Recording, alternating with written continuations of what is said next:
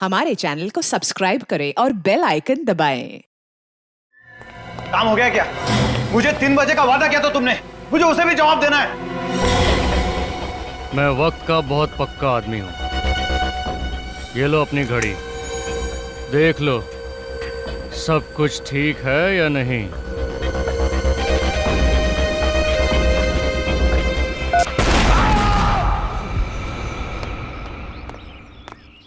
अरे भैया संभाल के, धीरे धीरे। देखो इसमें मेरी बहुत महंगी क्रॉकरी है, पढ़ो। ग्लास हैंडल विथ केयर, संभाल के लेके जाओ। चिंता मत कीजिए मैडम जी, कुछ नहीं टूटेगा। अरे चिंता कैसे ना करूं? इसमें से अगर एक भी सामान टूटा ना तो मैं तुमसे पैसे लूंगी। चलेगा। हाँ चलेगा, बात करने की तमीज नहीं है। अरे ये क्या है? मैंने आप लोगों से कहा था गाड़ी से सामान उतार कर सीधे अंदर ले जाना, यहाँ फैला दिया। चलिए टाइम मत वेस्ट करिए, ले जाइए अंदर। सारा सामान अंदर चाहिए मुझे, सीधे अंदर भाई। हाँ मेरी तो कुछ समझ में नहीं आ रहा है। अब क्या हुआ मिलानी? मुझे ऐसा लग रहा है कि इसमें कुछ सामान ज्यादा है। मिलानी तुम भी ना हमेशा परेशान रहती, ये सारा सामान हमारा ही है। मगर ऐसा... चलो चलो अभी अंदर चलो, कमाल करती हो तुम भी। अब मैं मुफ्त में कोई सामान क्यों देगा? तुम कभी मेरी बात नहीं सुनोगे। हद है। तो इसमें गलत क्या कहा? बस जब देखो तुम मेरे से झगड़ा करने का बहाना ढूंढती रहती हो। अब बहस बंद करो और ये सब सामान समेटो, जिसको जहाँ रखना रखो। हाँ हाँ मुझे पता है, मुझे ही सब करना है। ये उठाओ, वहाँ रखो। वहाँ रखो।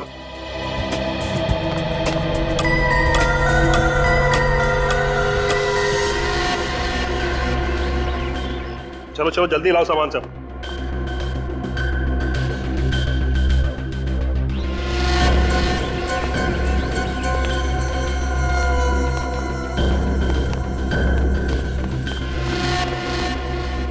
ठीक से खोला उसे।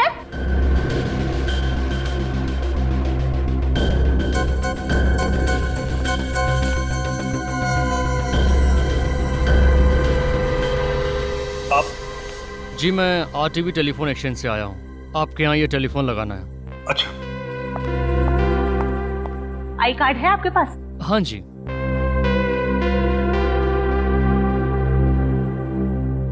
चलो छोड़ो, अब आइए मेरे साथ। टेलीफोन बेडरूम में लगा, आइए। जी। अरे खड़ी क्या देख रही हो, काम करो जल्दी, इतना काम पड़ा है। मिलानी ये तो कह रहा है कि बेडरूम में टेलीफोन का कनेक्शन खराब हो गया, फोन यहीं हॉल में लगेगा। बेडरूम का कनेक्शन खराब है? जी मैडम। नहीं नहीं, हॉल में फोन मत लगाना। जब भी फोन बजेगा मुझे ही उठाना पड़ेगा। बेडरूम का कनेक्शन आज ही ठीक कर दो। माफ कीजिएगा मैडम, आज तो हो नहीं पाएगा। आपके घर के अलावा मुझे 2 और घरों में जाना है। अरे छोड़ो ना, तुम बिल्कुल फिक्र मत, फोन यहीं लग जाने दो। जब भी घंटी बजेगी मैं खुद आके उठाऊंगा। बस तुम उठाओगे? सुस्ती के पहाड़। जबान संभाल के बात करो मिलानी, जो मुंह में पक देती हो। जो तुम्हारे दिल में आए करो। हाँ। अरे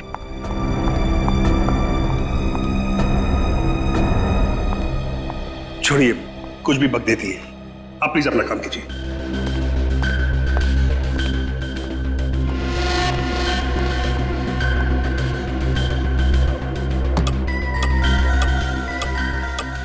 अब थोड़ा ही सामान बचा है, इसे कल सजाएंगे। जी। मिलानी तुम बिल्कुल फिक्र मत करो, हमारे पास वक्त ही वक्त है, आराम से सजा लेना। हाँ तुम तो बोलोगे ही, आखिर घर तो हमें ही सजाना है ना। तुम फिर से शुरू हो गई ना? क्यों, सच्ची बात कड़वी लगी? तुमसे तो बात करना ही बेकार है। हाँ, मैंने कहा ना, इनका कुछ नहीं हो सकता। रीमा तुमने घर के सारे खिड़की दरवाजे बंद कर लिए ना? जी मैम साहब। ठीक है, तुम जाओ सो जाओ, मैं भी सो जाती हूँ। जी।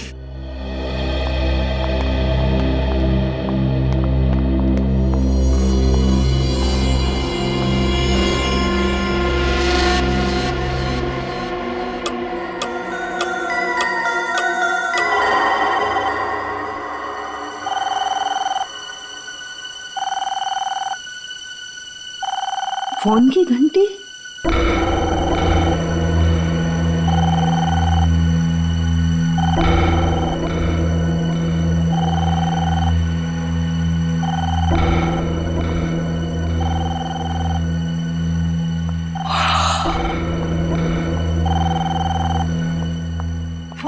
बताया नहीं कि फोन बजना शुरू। अभी तक तो पड़ोसियों से भी जान पहचान नहीं हुई। इतनी रात को किसका फोन हो सकता है? हेलो। मिलानी, मिलानी, ये क्या हो गया? सब खत्म हो गया।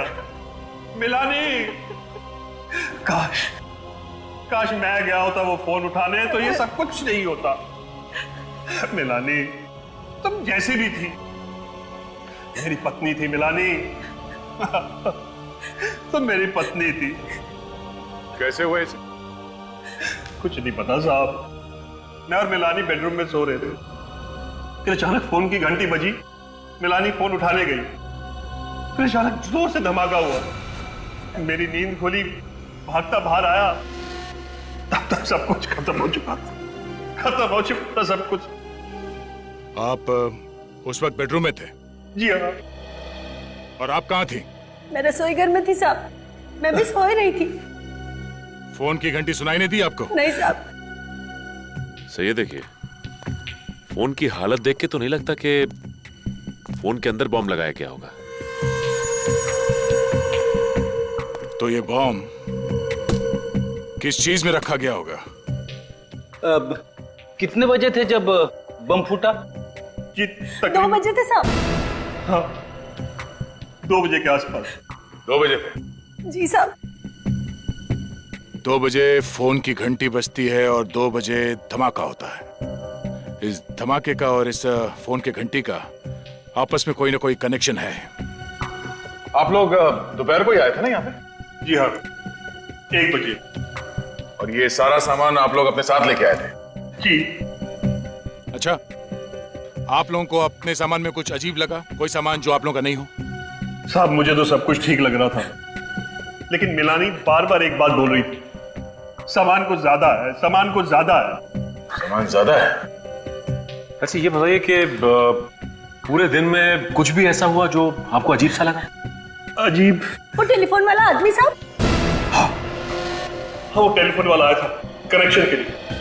पहले वो बेडरूम में गया, उसने बोला वहां पॉइंट खराब है, फिर आके उसने यहाँ उसने कनेक्ट किया। पॉइंट खराब है? बेडरूम उस तरफ है? हाँ। अच्छा, ये टेलीफोन वाला कितने बजे आया था? हमारे आने के कुछ टाइम बाद ही आया था। मतलब आप लोग यहाँ पे पहुंचे और उसी वक्त तो टेलीफोन वाला भी आया? जी। कमाल है। वही तो मैं भी सोच रहा हूँ सर। लेकिन उसे तो आपने ही बुलाया ना? नहीं, हमने नहीं बुलाया उसे। फिर आपने उसे घर में घुसने क्यों दिया? हमें लगा शायद हमारे एजेंट ने उसे भेजा होगा। नाम क्या था इस टेलीफोन वाले का? नाम? सर, टेलीफोन वाले ने झूठ बोला था सर। बेडरूम का कनेक्शन एकदम ठीक ठाक है। ओह, मतलब वो टेलीफोन वाला यहाँ बॉम्ब रखने के लिए आया था? हाँ सर, और ये सारी की सारी साजिश पहले से ही रची गई थी। 2 चीजों का पता करना होगा। एक तो ये बॉम्ब किस चीज में रखा गया था, और दूसरा वो फोन कॉल किसने किया था। आप जरा अपने एजेंट का नाम और सेल नंबर दीजिए हमें। इस बार हम 3 महीने का किराया एक साथ ही लेंगे। यस, हम लोग सीआईडी से। जी कहिए, क्या मदद कर सकते हैं हम आपकी? रोजविला तुम लोगों ने किराए पर दिया है ना? रोजविला मड़ वाला? हाँ भाई, तुम दोनों ने ही किराए पे दिया था ना वो विला, प्रतीक और मिलानी को। हाँ, हमने ही किराए पे दिया था रोजविला, मगर प्रतीक और मिलानी को नहीं सर। अच्छा, एक मिनट, क्या कहा तुमने? प्रतीक और मिलानी को नहीं? नहीं सर। तुम लोगों ने ही दिया था ना 5 साल के किराए पर वो बंगला, वो रोजविला, प्रतीक और मिलानी को। ये कैसे हो सकता है सर? और कल रात उसी विला में बम फटने के कारण प्रतीक की बीवी मिलानी की मौत हो गई। क्या? ये क्या कह रहे हैं सर आप? सच्चाई यही है। हम पर विश्वास कीजिए सर, हमारे पास सारे रिकॉर्ड्स हैं। रोजविला तो हमने कानपुर में रहने वाले महंत और नताशा को किराए पे दिया था। महंत और नताशा को? हाँ सर। और सर, आप जिस प्रतीक और मिलानी की बात कर रहे हैं ना, उनको तो हमने मालवनी का लाल महल किराए पर दिया था। करण, तुमने क्या गड़बड़ी कर रखी यार? सारे पेपर्स तो तुमने ही बनवाए थे ना, अभी तुम मुझे जवाब दो। सर, मुझसे ही गलती हो गई शायद। दोनों लोग एक ही दिन मुंबई आ रहे थे और दोनों को घर लेने की इतनी जल्दी थी कि बंगलो देखे बगैर डील पक्की कर दी। बकवास मत करो। आजकल के जमाने में कोई प्रॉपर्टी देखे बिना डील करता है क्या? और इस केस में एक नहीं दो लोग, प्रतीक और महंत, बिना घर देखे वहाँ रहने चले जाएंगे। सर उन्होंने कहा कि वो किसी समस्या में उलझे हुए हैं, वो बंगला देखने नहीं आ सकते और अच्छा किराया भी देने के लिए तैयार थे, इसलिए हमने भी ज्यादा सवाल नहीं पूछे। सर इसीलिए कागजात बनाते वक्त मुझसे गलती हो गई और जल्दबाजी में बंगलों की अदला बदली हो गई। जल्दबाजी में बंगलों की अदला बदली हो गई। और वो बॉम्ब, रोज विला में जो बॉम्ब था, उसके बारे में क्या जानते हो? सर उस बम विस्फोट के बारे में हम कुछ नहीं जानते। ये रोज विला का असली मालिक कहाँ है? सर वो बेंगलोर में रहते हैं, वो पार्टी से मिले भी नहीं, उन्होंने पेपर साइन करके भिजवा दिए। ये कैसे समझौता है? बंगलों का मालिक किराएदार की जांच पड़ताल नहीं करता है, किराएदार बंगलो देखे बिना वहाँ रहने चला जाता है, ऐसा कभी होता है क्या? और एक बात बताओ, वो टेलीफोन वाला जो रोज विला में गया था, तुमने ही भेजा था उसे? नहीं सर। तो फिर किसने भेजा? सर रोजविला में तो टेलीफोन का लाइन हमने 15 दिन पहले शुरू कर दिया था, तो हम क्यों भेजेंगे टेलीफोन लाइन वाले को? तुम्हें कुछ नहीं मालूम है, सब पता चल जाएगा। सर ये रोज विला में महंत और नताशा रहने जाने वाले थे, तो इन लोगों से भी पूछताछ कर ही लेते हैं सर।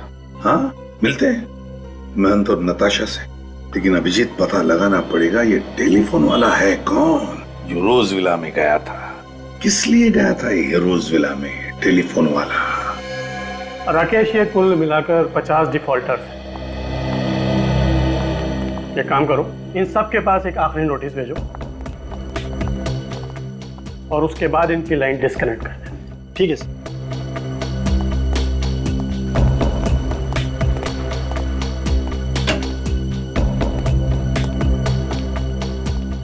आप ही आरटीबी टेलीफोन एक्सचेंज के एरिया सुपरवाइजिंग मैनेजर हैं? जी मेरा नाम विवेन है सर। देखिए हम लोग सीआईडी से, रोज विला मड आइलैंड में एक औरत का खून हुआ है और उसी सिलसिले में हम आपके एक कर्मचारी से मिलना चाहते हैं। वो कर्मचारी कल इस रोज विला में गया था एक नया टेलीफोन एक्सचेंज करने के लिए। सर आप किस कर्मचारी की बात कर रहे हैं? उसका नाम तो हमें नहीं मालूम, लेकिन इन्होंने उसकी शक्ल देखी थी। एक मिनट सर। मड आइलैंड के रोज विला में कल किसको नए कनेक्शन के लिए भेजा था? क्या 2 हफ्ते पहले नया कनेक्शन लग चुका है, ऑनलाइन चालू है? किसे भेजा था वहां पर? चंदर को। ठीक है उसे अंदर भेजो। विवेन साहब, ये हमें मालूम था कि रोज विला में 2 हफ्ते पहले ही एक नया कनेक्शन हो चुका है और फोन चालू है, इसीलिए हम इस कर्मचारी से, इस चंदर से मिलना चाहते हैं। आपने मुझे बुलाया सर? हाँ चंदर, ये लोग तुमसे मिलना चाहते हैं। सर ये वो आदमी नहीं है जो कल रोज विला में आया था। ठीक से याद है ना तुम्हें? ये वो आदमी नहीं था? नहीं साहब, ये वो आदमी नहीं था। मैडम ने उसका आईडी भी चेक किया था। ये वो आदमी नहीं है? ये चंदर नहीं है?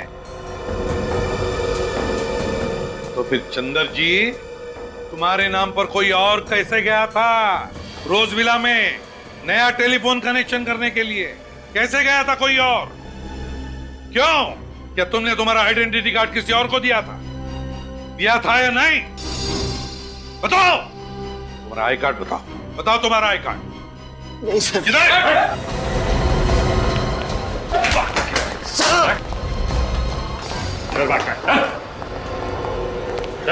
बताओ बताओ कौन गया था तुम्हारे नाम पर? कौन गया था चंदर बनकर? जल्दी बता। सब मुझे उसका नाम नहीं मालूम साहब। कैसे नहीं मालूम? जल्दी बता। बता कौन है वो? क्या जानता है उसके बारे में तुम? मैं उसे ज्यादा नहीं जानता साहब, बस सिर्फ 1 हफ्ते से मैं उसे टेलीफोन एक्सचेंज के बाहर देखता था साहब। उसने मुझसे दोस्ती की, अपना प्लान बताकर मुझे अच्छे पैसे दिए साहब, ताकि मेरा मुंह बंद रहे। और क्या जानता है उसके बारे में? वो मुझसे मिलने के बाद अक्सर रिक्शा पकड़ता था साहब। रिक्शा पकड़ता था? और क्या कहता था रिक्शा वाले को?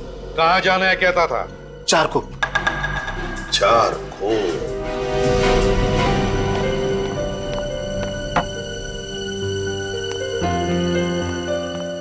साहब जी खाना लगा दिया है, खा लीजिए, ठंडा हो जाएगा।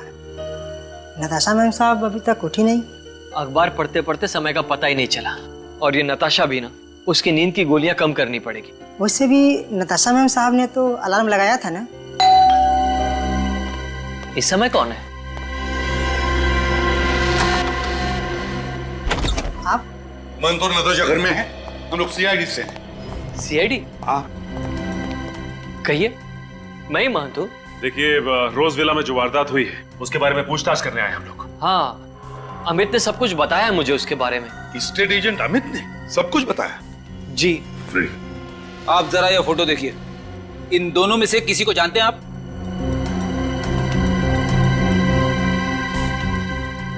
नहीं। नहीं मान जी, ये मिलानी और प्रतीक है। जिस रोज विला में आप दोनों रहने जाने वाले थे, आपकी जगह ये गए और फिर आपको पता है क्या हादसा हुआ। ये प्रतीक और मिलानी है। ये सब उस दूसरे एजेंट करण की गलती की वजह से हुआ है। न वो बंगलों की अदला बदली करता और नहीं ये सब कुछ होता। लेकिन मान जी बात अलग है। हमें शक है कि रोज विला के बॉम्ब फटने से मिलानी की जो मौत हो गई, वो बॉम्ब प्रतीक और मिलानी के लिए नहीं बल्कि आप दोनों के लिए था, आप लोगों के लिए। कि हम लोगों के लिए? जी हाँ। लेकिन हमें कौन मारना चाहता है? नताशा कहाँ है? आपकी बीवी कहाँ है? नताशा वो तो सो रही है। और 2 बज गए और अब तक सो। नताशा! नताशा! नताशा! नताशा! नताशा! नताशा! छोड़ दीजिए मुझे, छोड़ दीजिए मुझे नताशा के पास जाना है। मान जी थोड़ा आप नताशा के पास नहीं जा सकते। अगर आप गए तो कोई एविडेंस होगा तो नष्ट हो जाएगा। प्लीज हम आपका दुख समझें। प्लीज सचिन, फ्रेडी, देखो जरा गौर से, अच्छी तरह से देखो क्या मिलता है। नताशा।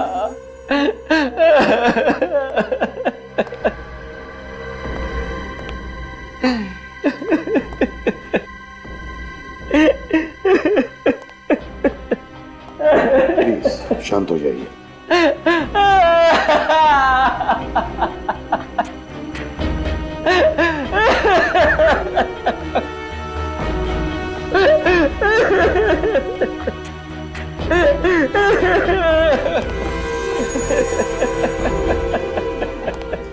सर, घड़ी के टुकड़े, अलग अलग घड़ियों के। इतने सारे घड़ियों के टुकड़े? मान जी, नताशा के कमरे में इतनी सारी घड़ियां कैसे? नताशा को नींद से उठने में तकलीफ होती थी, इसीलिए उठने के लिए वो 3-3 घड़ियों में अलार्म लगाती थी। 3-3 घड़ियों? तो कहीं बॉम्ब घड़ियों में तो नहीं फिट किया गया था? बात बताइए, क्या ये घड़ियां नताशा ने खरीदी थी? जी हाँ। कहाँ से खरीदी थी आप बता सकते हैं? यही पास ही में एक दुकान है, नीड्स नाम की, वहीं से खरीदी थी। नीड्स? जरूर इस घड़ियों में कुछ गड़बड़ है। मिल गया। अरे साळुंखे, क्या पता चला? जरा हमें भी तो बता। अरे बॉस, सारा फर्नीचर इतना तहस नहस हो गया है कि मुझे फर्नीचर का एक एक टुकड़ा बहुत अच्छी तरह से चेक करना पड़ा, ये पता लगाने के लिए कि आखिर ये बॉम्ब बना किस केमिकल से। ये देखो, ये है उस केमिकल का कार्बन चेन। कौन सा केमिकल है ये? सेस्पेक्स टॉक्सिन। सेस्पेक्स टॉक्सिन?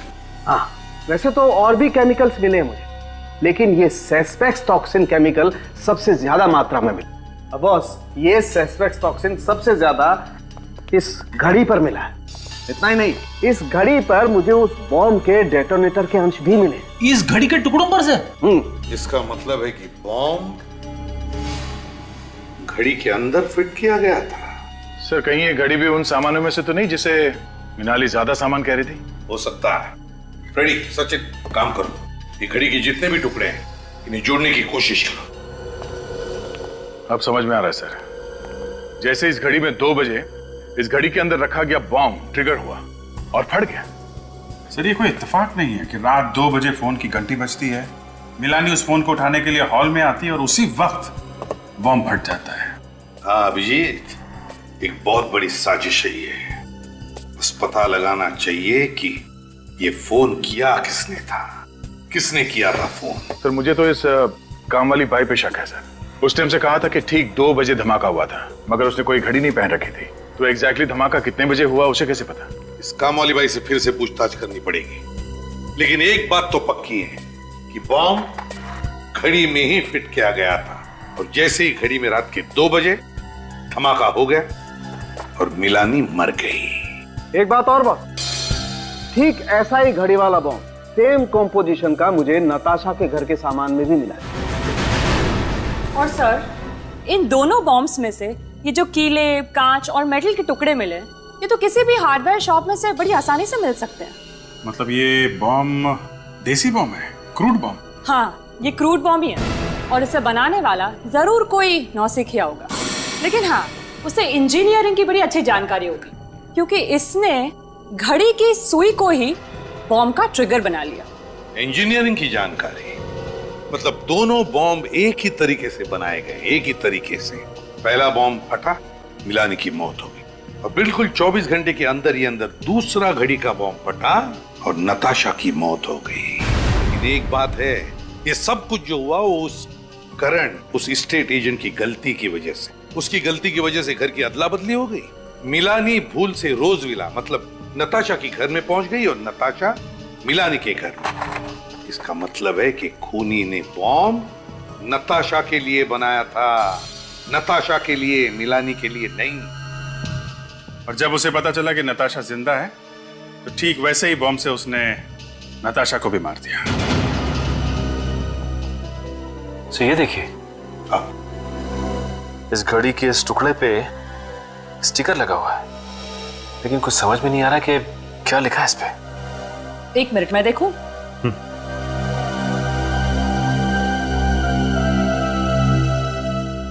हाँ, अब देखिए, कुछ कुछ नजर आ रहा है।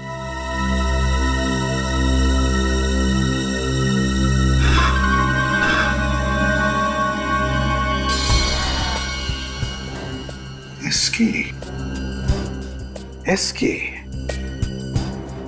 कैसा नाम है ये? एसके, कहीं ये कोई कंपनी तो नहीं जहां पर एक घड़ी बनी है, या फिर कोई दुकान जहां से ये घड़ी खरीदी गई है? ठीक से साफ सफाई करो। ये देखो कहां पे धब्बे लगे, पोंछो इसे। Excuse me. जी कहिए सर। जरा ये स्टिकर देख, एसके, ये आपकी दुकान का है? एसके, जी हाँ सर। सर ये स्टिकर तो मेरे दुकान का ही है सर। और तो और ये जो घड़ी का टुकड़ा है, इस घड़ी को तो मैंने पिछले हफ्ते ही बेचा था सर। आपकी इस घड़ी में एक हथियारे ने बॉम्ब फिट किया था और उस बॉम्ब के फटने से एक औरत की मौत हो गई। ये क्या कह रहे हैं सर आप? बिल्कुल ठीक कह रहे हैं। आपको याद है किसको बेची थी आपने ये घड़ी? हाँ सर, एक आदमी आया था सर इसे खरीदने के लिए। ये देखो, वो आदमी ये था। हाँ सर, ये तो वही आदमी है सर। अच्छा, इसका नाम पता कुछ मालूम है आपको? नहीं सर, ये तो नहीं पता। कुछ और बता सकते हैं इस आदमी के बारे में? हाँ सर, याद आ गया। घड़ी खरीदते वक्त वो किसी से फोन पे बात कर रहा था सर। किससे किससे बात कर रहा था सर? ये तो पता नहीं। अच्छा, आपने उसकी बातें सुनी? क्या कह रहा था, कुछ याद है? वो चारकोप के बारे में कह रहा था। चारकोप? सर, इस चंदर ने भी तुम्हें बताया था कि टेलीफोन एक्सचेंज के बाद जो आदमी उससे मिलने आता था वो भी रिक्शा वाले से चारकोप भी चलने के लिए कहता था। चलो चारकोप चलते हैं, शायद ये आदमी हमें वहीं पे मिलेगा।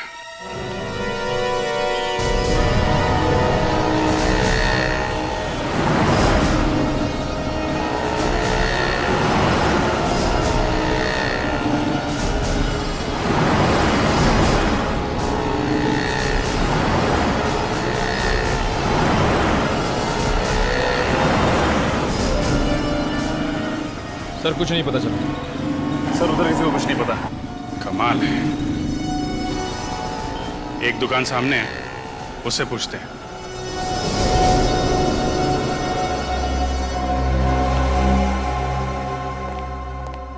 आप लोगों को क्या चाहिए साहब? हमारे सेठ बाहर गए हुए हैं। बाहर गए? जी साहब। कोई बात नहीं। आप जरा ये स्केच देखो। इस आदमी को देखा यहाँ आसपास? ये तो हमारे सेठ की तरह लग रहा है साहब। ये हमारे सेठ ही हैं। ये तो इनके सेठ निकले। खुद की इतनी बड़ी दुकान है। क्या नाम है तुम्हारे सेठ का? मकरंद साहब। मकरंद? जी साहब। निखिल, जरा वो टुकड़ा दिखाना इन्हें। ये देखिए।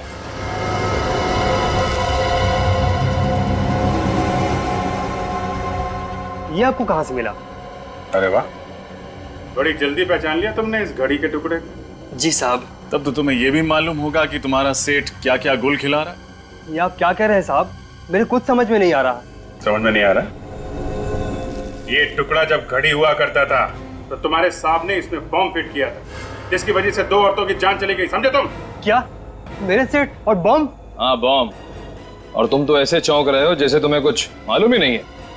साहब, मैंने मकरंद साहब को घड़ियां लाते हुए और ले जाते हुए देखा था। अच्छा, कहाँ लेके आते थे घड़ी? कहाँ रखते थे? वहाँ पीछे कमरा है, मकरंद साहब घड़ियों को उसी में रखते थे। चलो देखते हैं वो कमरा। दिखाओ कहाँ पे है। आइए साहब। देखो लाइट का स्विच कहाँ पे है। सर। साहब, मकरंद साहब ने कभी हमें इस कमरे के अंदर आने नहीं दिया। वो हमेशा इसे बंद ही रखते थे।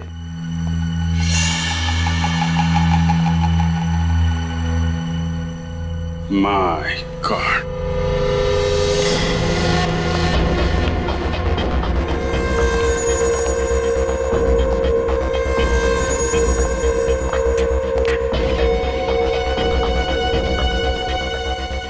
बॉम्ब बनाने का सामान। सर, इसका मतलब मकरंद यहीं बैठकर बॉम्ब्स बनाता था, घड़ियों के अंदर फिट करता था। क्या ये सब? यहाँ इतना सब कुछ चल रहा था और तुम लोगों को कुछ पता नहीं चला? घड़ियां तो हमने देखी थी साहब, लेकिन उसके अंदर मकरंद साहब ने क्या हेरा फेरी की ये हमें मालूम नहीं पड़ा। सर, ये देखिए। ये तो रोज विला की फोटोज है। यस सर, बंगलो खाली है और सारी तस्वीरों में बंगलों का अंदर का हिस्सा दिख रहा है और ये सारी तस्वीरें हर तरफ से ली गई हैं। पर सर, खाली बंगलों के अंदर की तस्वीरें खींचने का क्या मतलब हो सकता है? मतलब ये निखिल की प्रतीक और मिलानी के रोज विला में जाने से पहले मकरंद उस बंगलो में गया और वो घड़ी बम कहाँ पे फिट करना है वो जगह तय कर ली। सर, लेकिन बंद पड़े हुए बंगलों के अंदर जाकर तस्वीरें खींचना ये कैसे मुमकिन हुआ होगा? मतलब इस मकरंद के पास रोज विला की चाबी थी, किसी जान पहचान वाले ने उसे चाबी दी होगी, मगर किसने? वैसे तुम्हारे मकरंद साहब गए कहाँ हैं?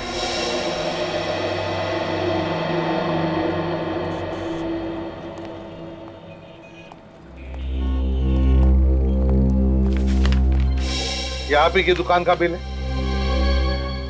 जी सर, ये बिल मेरी ही दुकान का है। तो फिर इस पर जो 3 घड़ियां बेची गई है नताशा को, वो किसने बेची? शायद सोहन ने ये घड़ियां बेची थी सर। तो बुलाओ इस सोहन को। वो आज काम पे नहीं आया सर। काम पे नहीं आया? क्यों? देखिए ना, परसों ही उसे काम पे रखा था और कल से गायब है। परसों काम पे रखा, परसों उसने घड़ियां बेची और कल से काम पे नहीं आ रहा है। कमाल है सर। लेकिन सर, जो घड़ियां नताशा जी को उसने बेची थी वो हमारे स्टॉक में थी ही नहीं। क्या मतलब है आपका? वो घड़ियां सर, घड़ियां। मैंने उसे पूछा भी कि वो घड़ियां कहाँ से लाया, तो उसने बताया कि हमारे स्टॉक में ही पड़ी थी। अगर तुम्हारे स्टॉक में नहीं थी तो फिर तुमने माना कैसे? अब सर, नताशा जी को वो पसंद आ गई थी, माल बिक रहा था, पैसे आ रहे थे, तो मैंने बहस नहीं की। तुम्हारी इस लापरवाही की वजह से क्या हुआ मालूम है? नताशा की मौत हो गई। Sorry sir. सॉरी अभिजीत, ये सोहन जानता था कि नताशा यहीं पर आएगी इसी दुकान में, तो 3 घड़ियां खरीदने के लिए, इसलिए इस सोहन ने ये घड़ियां बॉम्ब फिट करवा के बाहर से ले ली और यहाँ ला करके उसे बेच दी। मतलब सब कुछ पहले से ही तय था? हाँ, सब कुछ पहले से ही प्लान था। सोहन का पता है तुम्हारे पास? जी सर, उसने जिस नंबर से मुझे फोन किया था वो नंबर मेरे मोबाइल में होगा। नंबर दो जरा। जी, 03622 91919। 919? जी सर, क्या हुआ? ये नंबर तो स्टेट एजेंट करण का है। करण का? हाँ सर, उस दिन जब हम लोग ऑफिस में गए थे तो मैंने उससे नंबर ले लिया था। लगाओ इसे, देखते हैं।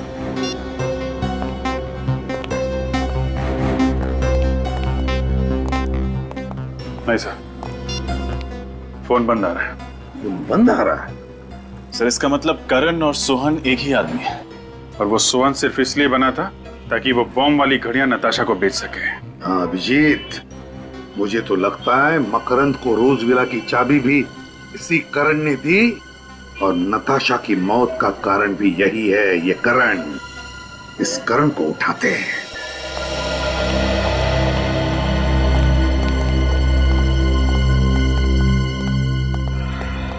आप लोग? करण कहाँ है? आपको मालूम नहीं सर? क्या मालूम नहीं? करण की आज सुबह ही मौत हो गई। क्या? करण की मौत हो गई आज सुबह? कैसे? एक्सीडेंट, ट्रक ने उसे उड़ा दिया। वो हॉस्पिटल तक भी नहीं पहुंच पाया बेचारा। एक्सीडेंट या खून? क्यों एक्सीडेंट या खून? अभिजीत, मुझे तो यही लगता है ये एक्सीडेंट नहीं खून है। खूनी को पता चल गया कि हम करण को उठाकर उससे सच उगलवा लेंगे, तो उसने उसका खेल ही तमाम कर दिया। अच्छा ये बताओ, ये जो बंगलो आपस में बदले थे, ये गलती सिर्फ करण की थी या फिर? नहीं सर, वो सिर्फ करण की वजह से हुई थी। फिर भी तुम कुछ जानते हो, हमें पता है। क्या जानते हो बताओ जल्दी। देखो घबराओ मत, सच सच बताओ तो तुम्हें कुछ नहीं होगा, कोई कुछ नहीं करेगा तुम्हें। बताओ क्या जानते हो। देखिए सर, वो पिछले 2 दिन से काफी डरा हुआ, उसके मन में कोई राज था। राज? कैसा राज? वो राज बताने से पहले उसकी मौत हो गई। क्या जानता था ये करण जिसकी वजह से उसकी मौत हो गई? करण के घर की तलाशी लेते हैं सर। सर वो इतना डरा हुआ था कि 2 दिन से ऑफिस में ही सो रहा था। क्या? 2 दिनों से वो ऑफिस में ही सो रहा था? वो घर गया ही नहीं? घर गया ही नहीं। करण 2 दिनों से घर गया ही? ये क्या है अभिजीत? पिछली बार जब हम यहाँ आए थे तब तो ये पेंटिंग नहीं थी, है ना? हाँ सर, ये 2 दिन पहले ही खरीदी है। किसने? करण ने। 2 दिन पहले करण ने ये पेंटिंग खरीदी? 2 दिन पहले? है ना बड़ी अजीब बात। एक आदमी जिसके सिर पर मौत मंडरा रही है, जो 2 दिन से डर के मारे अपने घर नहीं जाता लेकिन ऑफिस में सोता है, वो आदमी 2 दिन पहले ये पेंटिंग खरीदता है। क्यों क्यों खरीदता है ये पेंटिंग? है अच्छी है पेंटिंग, लेकिन है क्या इसमें जो करण ने इसे खरीदी? खोलकर देखे क्या?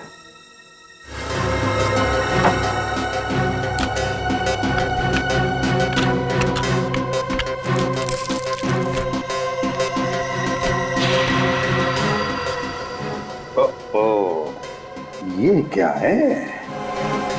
Blank envelope. कुछ है इस एनवलप में।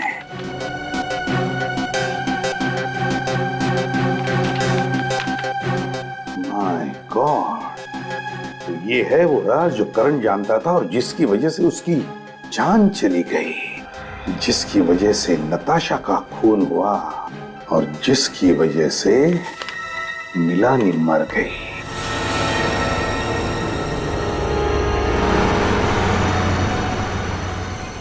सोलापुर की इतनी सारी बसें निकल गई, लेकिन ये मकरंद अब तक दिखाई नहीं दिया। सर कहीं उसे पता तो नहीं चल गया कि हम लोग आने वाले हैं? देखते हैं, इंतजार करते हैं। और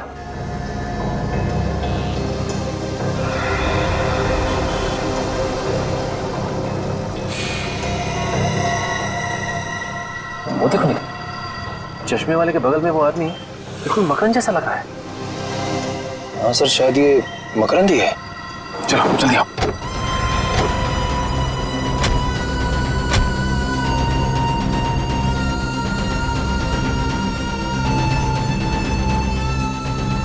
मिस्टर मकरंद। कौन हो तुम लोग और मेरा नाम कैसे जानते हो? मकरंद बाबू, हम लोग सीआईडी से। सीआईडी? अगर आप लोग सीआईडी से है तो मैं इसमें क्या कर सकता हूँ? कुछ नहीं, हम ही करेंगे जो करना है। वैसे आपको याद होगा कि नताशा मिला नहीं और घड़ी बॉम्ब। ओह, तो आप लोगों को सब पता चल गया। लेकिन आप लोग मेरा कुछ बिगाड़ नहीं सकते, क्योंकि आप लोगों के पास मेरे खिलाफ कोई सबूत नहीं है। सबूत है मकरंद, सबूत है। करण मरने से पहले तुम्हारी काली करतूतों का चिट्ठा एक कागज पे लिख कर गया था, और वो कागज का टुकड़ा हमारे पास है, सीआईडी के पास। अब चुपचाप अपना जुर्म कबूल कर लो, वरना भागता किधर है?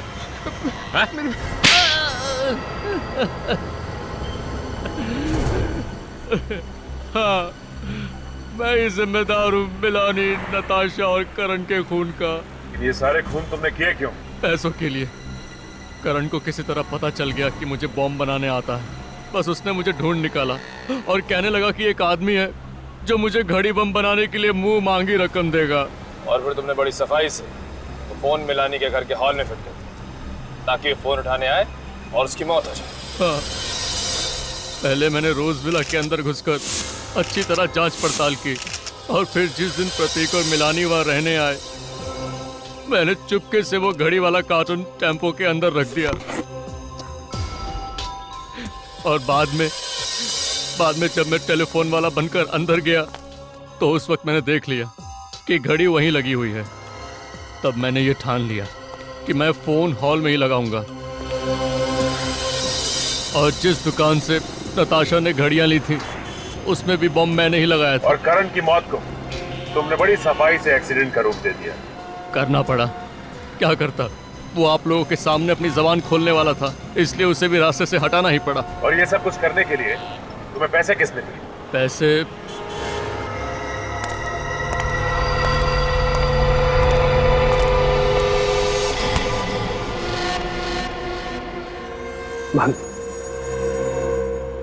सारा प्लान चौपट हो गया। सीआईडी ने पूरा खेल बिगाड़ कर रख दिया है। लेकिन मैंने अपना वादा पूरा किया। मैंने भी अपना वादा पूरा किया। आज के बाद हम लोग भूल जाएंगे कि हम लोग एक दूसरे को कभी जानते भी थे। ये लो, अलविदा। प्रतीक, बैग को हाथ मत लगाओ। पीछे हटो। बैग खोलना नहीं, पीछे हटो। संभाल के।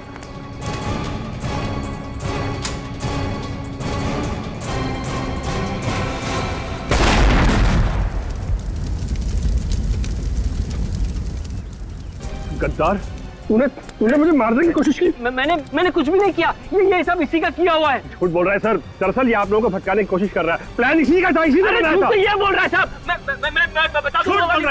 अरे कमाल कर रहा है। मैंने कुछ नहीं किया साहब। मेरा ये झूठ बोल रहा है। इसने क्या किया और क्या नहीं अभी पता चल जाएगा।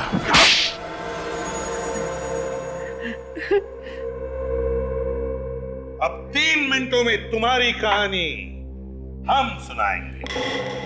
मिलानी, नताशा, करण, तीन लोगों का खून किया है तुम लोगों ने। और तुम लोगों ने सीआईडी को झूठ बोला। हमारे सामने एक दूसरे को पहचानने से इनकार कर गए। हाँ, मगर तुम लोग 1999 से एक दूसरे को जानते थे।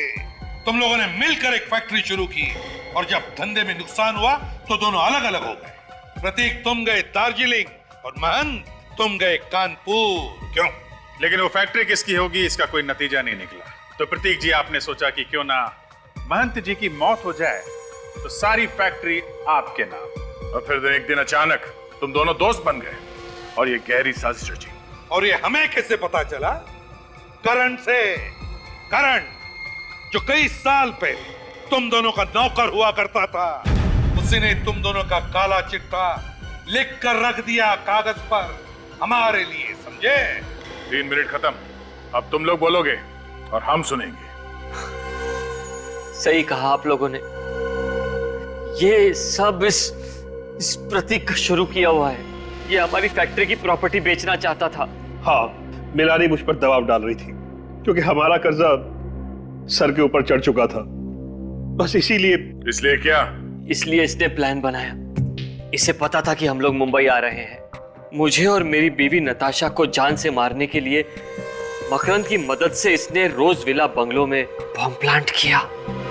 मिस्टर प्रतीक, तुम्हें तो मालूम था कि रोज विला में बॉम्ब लगा हुआ है, फिर तुम अपनी पत्नी के साथ वहां रहने क्यों चले गए? सर, मिलानी की रोज रोज की नोक झोंक से मैं परेशान हो चुका था, थक चुका था। वो मुझे डिवोर्स देने को तैयार नहीं थी। इसलिए जब मुझे पता चला कि करण से गलती हो चुकी है तो मैंने सोचा क्यों ना इस मौके का फायदा उठाया जाए और इसी बहाने मिलानी से अपना पीछा भी छुड़ा लिया जाए। और मिस्टर महंत, जब आपको पता चल चुका था कि प्रतीक आप दोनों की जान लेना चाहता है तो आपको सीआईडी के पास आना चाहिए था। आप हमारे पास क्यों नहीं आए? क्योंकि ये भी दूध का धुलावा नहीं है सर। मिलानी के मौत के कुछ घंटों बाद ही इसने मुझे फोन पर धमकी दी और हमारी पुरानी जगह पर मिलने को कहा। कुछ साबित नहीं कर पाओगे मान तुम। इससे कोई फायदा नहीं होने वाला।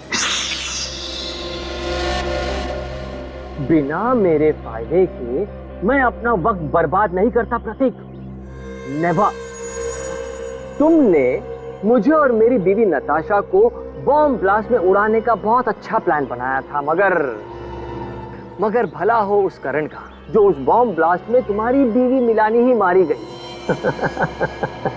सोचो प्रतीक, सोचो, अगर यही बात मैंने सीआईडी को बता दी तो बता क्यों नहीं देते? बिजनेसमैन हूं ना, हर बात में सबसे पहले अपना फायदा सोचता हूं। अच्छा, तो मुझे बचाकर तुम्हें क्या फायदा होने वाला? ना, सिर्फ मुझे ही नहीं, तुम्हें भी। हम दोनों को बहुत बड़ा फायदा हो सकता है अगर तुम मेरा छोटा सा प्रस्ताव मान लो तो। कैसा प्रस्ताव? देखो प्रतीक, हम दोनों ने मिलकर पार्टनरशिप में बिजनेस शुरू किया था, ये सोचकर कि करोड़ों कमाएंगे, ऊंचाई तक पहुंचेंगे। आज हम लोग ऊंचाई तक तो पहुंच गए, मगर नीचे करोड़ों का कर्जा है। ये सारी मुसीबतें टल सकती है प्रतीक, अगर तुम मेरी बात मान लो तो। देखो महान, जो कहना है साफ साफ कहो। अब तुमने तो बड़ी आसानी से बॉम्ब ब्लास्ट करके अपनी बीवी मिलानी को मरवा दिया। नहीं, मैं सच कह रहा हूं ना। तुम कहना क्या चाहते हो महान? मैंने जानबूझकर मिलानी को मारा है? अब तुमने जानबूझकर मारा है या खैर छोड़ो इन बातों को, और मेरी एक छोटी सी और आसान सी बात सुनो। देखो, जिस तरह तुमने बॉम्ब ब्लास्ट में अपनी बीवी मिलानी को मारा है ना, ठीक उसी तरह तुम्हें मेरी बीवी नताशा को भी मारने में मेरी मदद करनी होगी। सिंपल। लेकिन इसमें मेरा क्या फायदा है? I knew it। ये हुई ना एक अच्छे बिजनेसमैन वाली बात।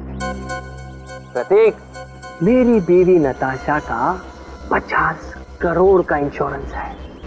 मेरी बीवी नताशा मर गई, फिर 25 करोड़ मेरे, 25 करोड़ तुम्हारे। तुम अपने रास्ते, मैं अपने रास्ते।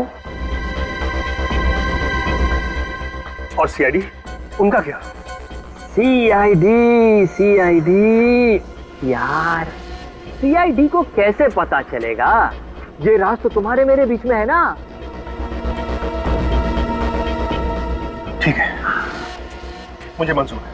Good, very good. 24 घंटे का टाइम देता हूं, पैसा मेरा, दिमाग तुम्हारा। डन। 24 घंटे। और फिर मैंने मकरंद को फोन किया। बम बनाना मेरा खुफिया पेशा है।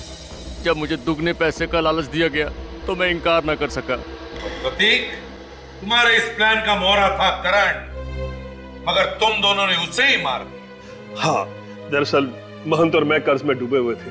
दोनों को पैसों की सख्त जरूरत थी, और करण, उसको शक हो गया था कि ये हम दोनों की मिलीभगत है। प्रतीक, तुमने अपने फायदे के लिए करण का इस्तेमाल किया, और मान तुमने प्रतीक का।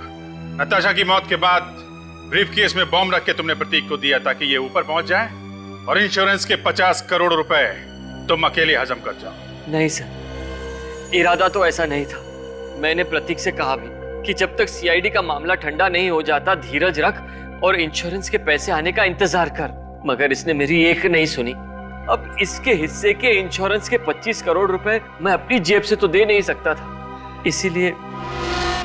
वक्त के साथ खेलने का बड़ा मजा आता है ना तुमको।